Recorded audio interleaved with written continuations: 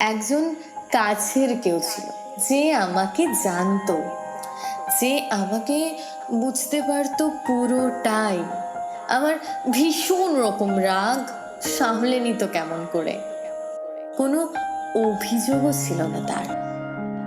আমার অভিমানের গুলোকে নদীর স্রোতের সাথে ভাসিয়ে দিত কেমন করে।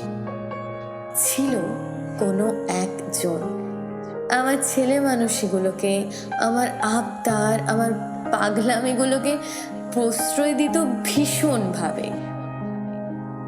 কখনো আমরা বলিনি, কখনো আমরা কেউ কাউকে বলিনি, বলা হয়ে ওঠেনি আমরা ভালোবাসি। আমাদের বলার দরকারই ছিল না, বলার মতো কথাও ছিল না।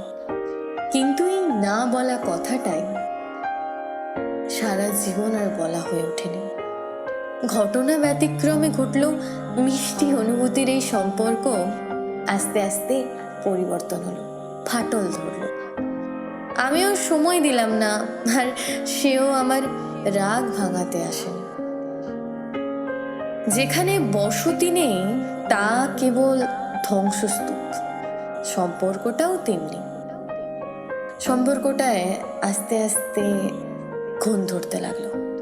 বিগত 5 বছরের কাছের বন্ধুর যার সব খবর আমি জানতাম, যে আমার দিনের প্রত্যেকটা কথা জানতো, সে এখন আমার খবরটুকু জানে না।